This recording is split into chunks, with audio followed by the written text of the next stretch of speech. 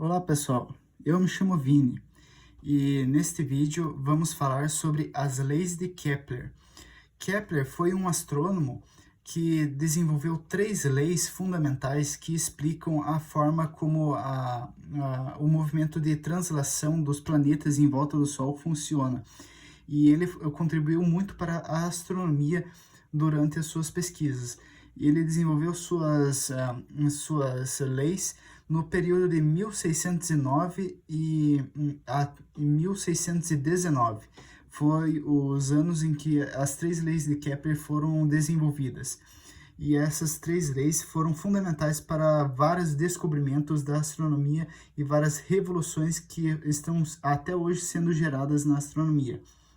Bom, muito tempo antes de Kepler, um astrônomo e matemático chamado Nicolau Copérnico, ele contribuiu muito para o estudo da astronomia, porque ele foi o primeiro cientista a descobrir o movimento que o planeta e o Sol fazia no espaço.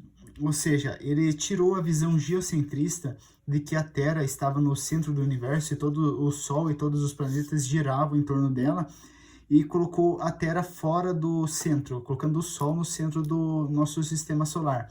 Dessa forma, nós podemos perceber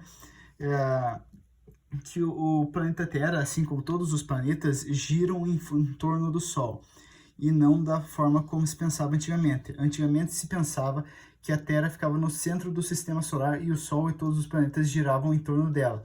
Essa era a visão geocentrista daquela época. E Nicolau Copérnico veio para desenvolver a ideia da astronomia, que contribuiu para que essa visão fosse excluída da ciência. Dessa forma, nós podemos descobrir que o Sol era o centro do sistema solar e não a Terra. E a Terra era apenas mais um planeta dos quais orbitavam o nosso Sol. Bom, seguindo os estudos de Nicolau Copérnico, um astrônomo e matemático chamado Johannes Kepler utilizou muito dos estudos tanto do Nicolau Copérnico quanto de um físico chamado Tycho Brahe para desenvolver suas três leis da astronomia, que contribuíram para vários estudos.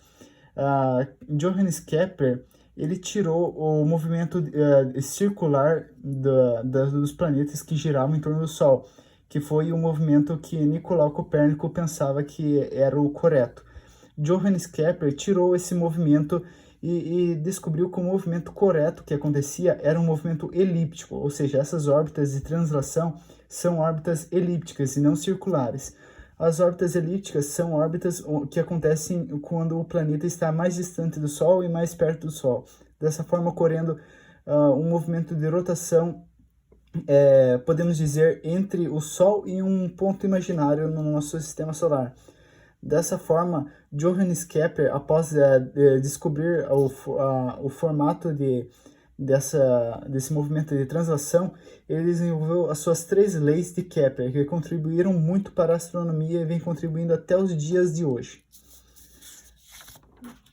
Bom, a primeira lei de Kepler, a lei das órbitas, veio para nos dizer que o planeta Terra, assim como todos os planetas, giravam em um movimento elíptico em volta do Sol, e não um movimento circular, ou seja, eles giravam em torno do Sol em um ponto imaginário.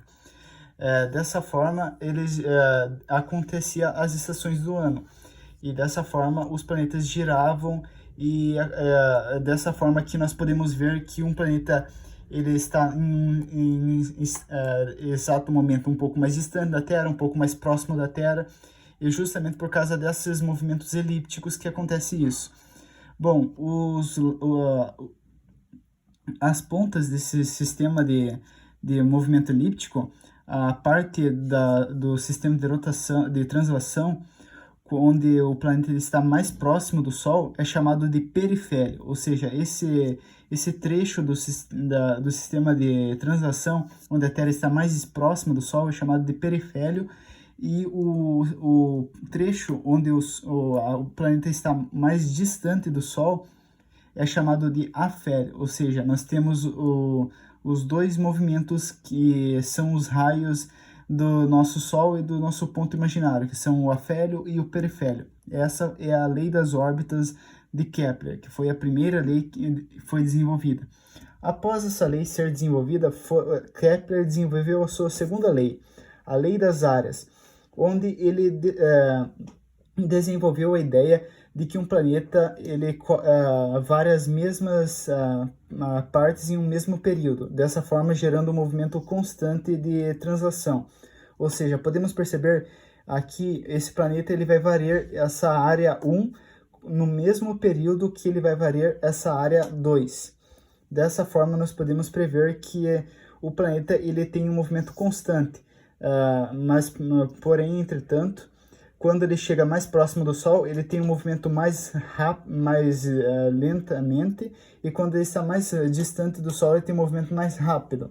Dessa forma, ele varia as mesmas partes em um mesmo período. Se não fosse por isso, ele demoraria mais tempo para fazer variar essa área do que para variar essa área.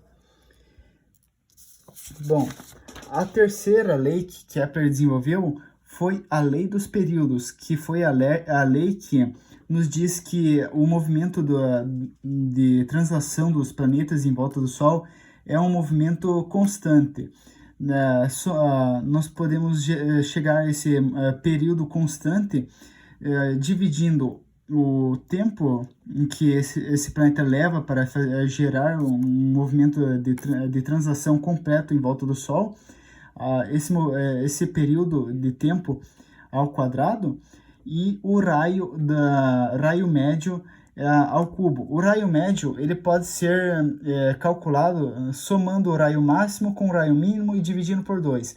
O raio máximo é o raio do planeta no seu afélio até o Sol, ou seja, o raio maior de quando o planeta está mais distante do Sol é o raio máximo, e o raio mínimo é o raio do Sol até o perifélio, ou seja, quando o planeta está mais perto do Sol, esse é o raio mínimo. Então, nós podemos somar esses dois raios e dividi-los por 2 e nós teremos o raio médio. Ou seja, se nós transformássemos esse movimento elíptico em um círculo, nós teríamos um raio constante, que seria sempre o mesmo, em determinadas direções, que é o que está sendo calculado através do raio médio. Então, essa lei dos períodos nos diz quanto tempo um certo planeta vai demorar para percorrer um determinado percurso do seu movimento de translação elíptico em volta do Sol, levando em conta a distância que ele está do nosso Sol e levando em conta o tempo que ele leva para percorrer, pois nem todo planeta leva o mesmo tempo para percorrer a sua órbita elíptica. Alguns planetas levam mais tempo, alguns planetas levam menos tempo. Esse movimento elíptico ele acontece justamente por conta das forças gravitacionais tanto do nosso Sol quanto do nosso planeta. Tanto o nosso planeta quanto o nosso Sol ele possui dois polos, um polo norte e um polo sul. E em volta desses polos ele possui uma força gravitacional. Ou seja, quando